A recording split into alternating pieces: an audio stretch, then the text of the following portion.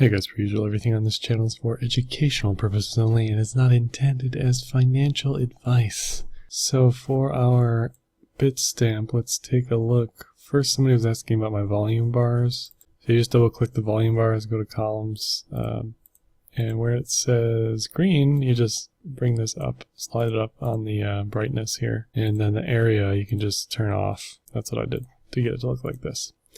Alright, so candles wise, candles individually I don't see anything, but together there's clearly some sort of triangling action here. Stoke, I have no clue what this is doing, so I'm not going to read it, but you can see RSI is coiling as well.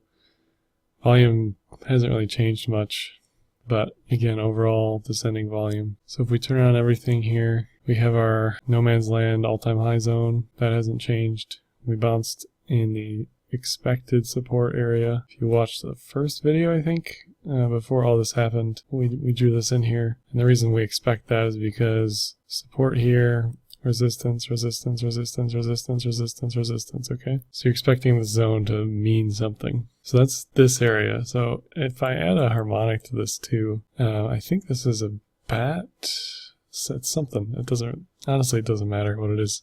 The point is it's 1.27. which is a key fib, and it's close enough to 0.886 that I'm just going to call it a bat.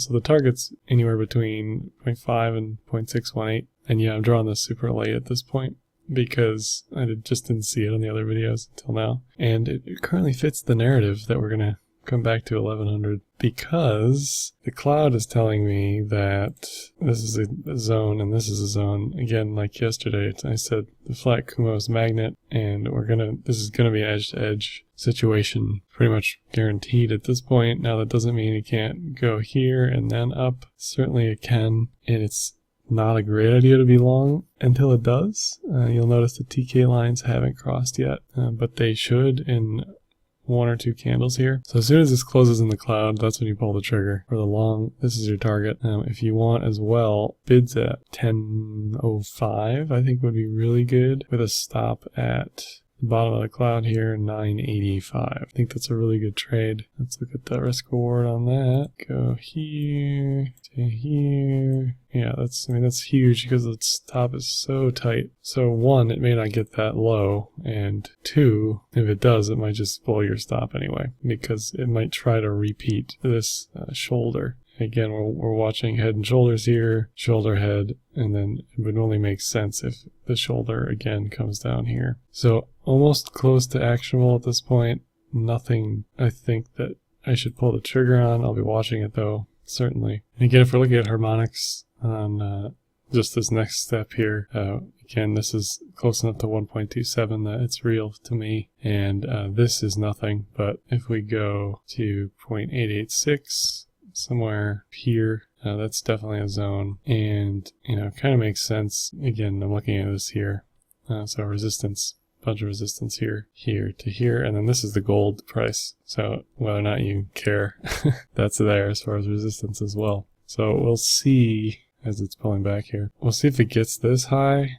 Again, this would be another bat. I don't know what it is, doesn't matter. It's 886, 1.27, that's all I really care about. If we look at the 5200, and you can see the 50's trying to support this, which is again another hint to me that it's going to try to gain some bullish momentum here. And if we look at Heikin-Ashi on the last part of Bitcoin analysis here, just a bunch of garbled mess, I don't really see anything. But two green candles from now would be a definite long entry signal. So that paired with the cloud would give you a target, again, 1120, 1150, somewhere in there. So you can almost expect this, and then a decision from there. Usually we pull back a little bit, so we could pull back to here and then go, but we may build the shoulder first. So I'm on the fence as far as, should you be in a trade or not? Should I be in a trade or not? Alright, so that's Bitcoin. So here's Ethereum USD Tether on Polo. Again, this volume, something is consolidating here. That's the first thing you should see. Volume's a descending profile that supports any active chart pattern anytime. So pretty much any chart pattern should have a descending volume profile. So the fact that you have a chart pattern with a descending volume profile tells you the chart pattern is more valid than without the descending volume profile. If we look at Heikin-Ashi, not really much help here, just a bunch of garbly mess. Why? Because we know it's consolidating here. Candles by themselves don't really tell me much. If I look at Stoke and RSI, not really much. There is kind of a echoing of a consolidating pattern here. If you want to get funky with your RSI, you can see, this horizontal line here kind of matches. This is obviously really rough, but again, when I see that, I'm thinking this sort of makes sense to me. And Stoke, I don't know how to read that, so I'm not gonna, but I assume if it's breaking above the 80 point, it's gonna be bullish for certainly. But this triangle looks more real than anything that I have to say about this. And again, the target is this zone here for sure. The 200 is going to keep creeping up here a little bit, but I think that's definitely, 34, 33, 36, somewhere in there. And if we just extend this support, resistance, okay, nothing too fancy.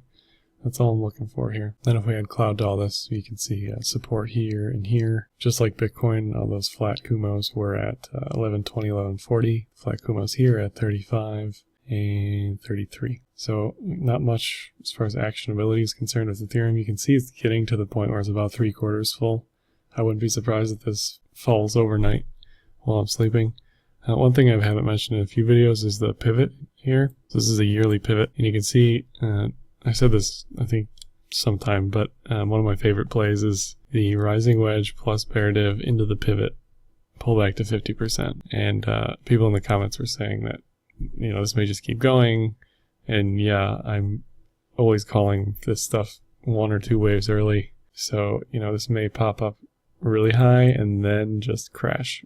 But I'm expecting it to crash before it pops up again to like 70 for sure. And the EMAs and cloud are still bullish, but if you look at here, we haven't hit the 200 since February 9th. And the wider the EMAs get, the more overbought or oversold the product becomes. So you can see here it's getting wider and wider. Just more and more evidence growing that we're due for a pullback with the bear divs and everything else. So my thoughts on Ethereum haven't changed much over the past few days here. Just really quick, if we look at ETH BTC, same thing. It's not as clear of a rising wedge as the tether, but again, your target would be 0.0357. I think the flat Kumo here is more convincing. Like I said, for Dash, you'll see things just go sideways, and the TK lines will sort of go bearish, and then price will start to fall into the cloud here, and then boom, you'll see it hit the other edge of the cloud pretty convincingly.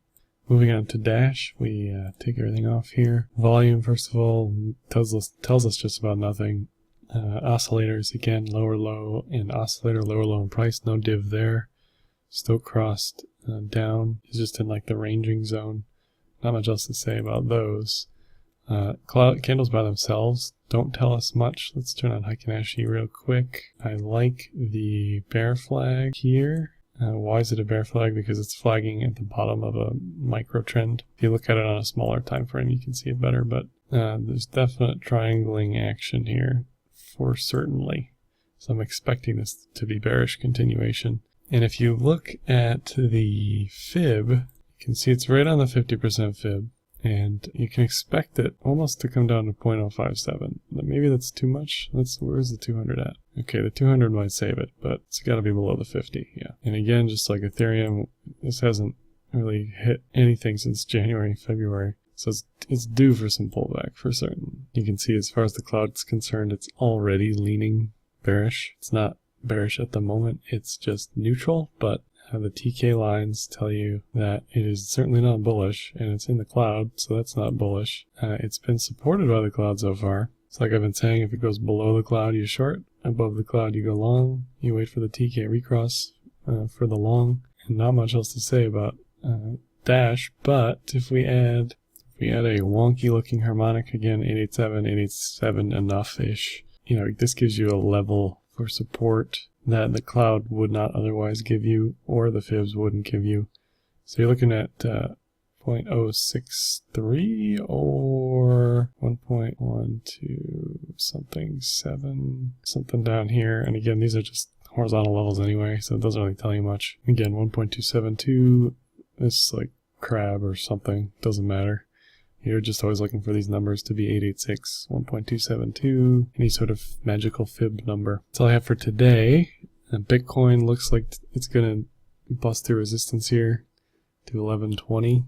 May hit 10.05 first. Ethereum continues to build the rising wedge with descending volume profile. Definitely leaning towards the 35 USD level. And then Dash looks like it's gonna pull back pretty hard because we're gonna get a Kuma breakout to the downside more likely than not here. It's building a bear flag already. I expect it to come to at least, again, this 887, something like, right here or here, 0.63, let's say. Like, dislike, comment, share, subscribe, hit me up on Twitter, Telegram, and happy trading.